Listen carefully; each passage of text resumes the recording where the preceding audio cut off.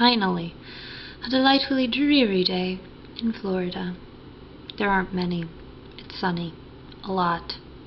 I hate it. Anyway, I think it's a good day to stay in and curl up with a creepy video game. Which means it's time for the Oh My Goth game review, the 7th. And I'm here to talk about the first true masterpiece of survival horror. And I mean that in every sense of the word. Silent Hill for the PlayStation. From the opening cinematic, which leads you to the title screen, you can just tell right away it's more than just a video game. This is going to be more than a game. Maybe I should stop right now. Because it's not just a game that's trying to scare you, it's trying to make you jump out of your seat a little bit. No, it's trying to psychologically scar you. And, you know, maybe it doesn't affect some people because they're so desensitized, and I know especially now, because this game's kind of old now, I don't think so, but whatever. It will certainly leave an impression due to the music.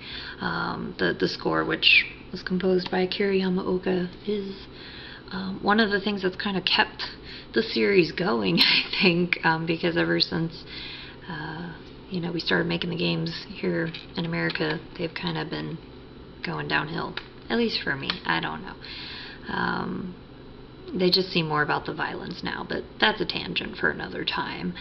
If you've never played it, well, crawl out from your bat cave and just, you know, take a bite out of this. It's one of those games. What I mean is, one of the most beautiful things about games like Silent Hill is that you don't actually have to start with the first one. I recommend it, obviously, but you can play any entry in the series that you, well, please, but, well, let me read some stuff on the case, you know. Whoa, nostalgia. My favorite things it says here, fog and shadows engulf you in a world beyond imagination, because it is kind of like you're in this really weird dream. Atmospheric music and sound change with each tension-filled moment. Again, the genius of Yamaoka, who is also the sound designer. Every town has its secrets. Some are just darker than others. Silent Hills, of course, being the darkest. Let me see, there's like a little synopsis here. I mean, most people, they're like, oh, I like Silent Hill, but I don't get it. There's a synopsis here. The resort town of Silent Hill slips into quiet desolation. Now that the peak of development and growth has passed by, the memories of a tragic fire 7 years ago still haunt the townsfolk, and with the tourist season long past tourist season never passes here. Not in Florida. Not in friggin' Orlando. There's hardly a shadow stirring. I wish it was like that around here. Harry Mason prefers to take late vacations with his daughter Cheryl. This year they've made plans to visit Silent Hill. I mean, if I was a little girl, I'd be like, yay, take me there. But I don't see how the average young girl would want to, wouldn't they want to go to Disney? You know? I don't. I've been there. I don't want to go. Due to car trouble, they reach the outskirts of the town late at night. Cheryl's sleeping in the back seat as a motorcycle cop roars past his truck. Moments later, Harry spots a motorcycle dumped on the shoulder. There's no one to be seen. It paints an ominous picture. Suddenly, a shadow appears from in front of the car. Harry turns the wheel in panic. The car slides off the edge of the road and into a gully. Harry eventually regains consciousness. Cheryl's nowhere to be seen, of course. It is unusually cold. Snow is falling out of season. Where has Cheryl disappeared to? Harry walks toward a town he sees in the distance. And your objective, it says, is to find Harry's missing daughter. Of course, some argue that the snow is actually ash because of the fires that are still burning or whatever, you know, if you watch the movie, if you like that sort of thing.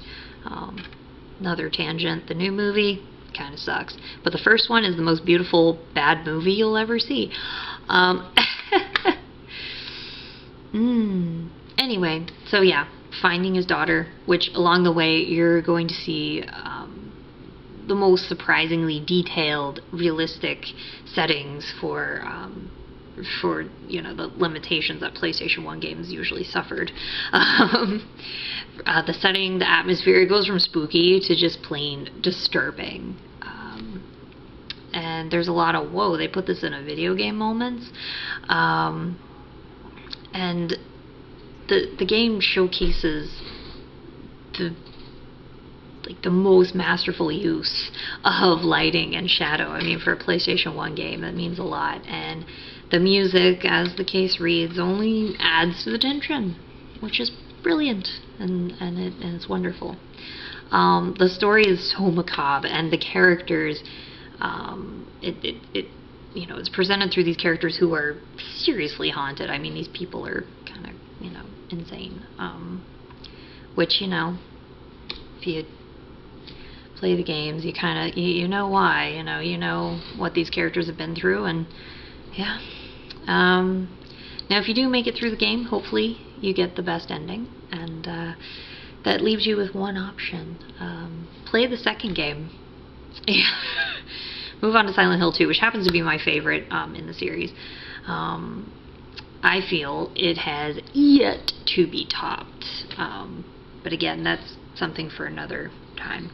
Another tangent. Maybe I'll talk about the second game in another video. But for its predecessor, this game, which opened the doors and paved the way for pushing media boundaries in video games, its successors like Silent Hill 2 and so on, as well as other franchises entirely. And just for being downright awesome. It's so uniquely original, and it's the kind of nightmare you just might welcome yourself to have.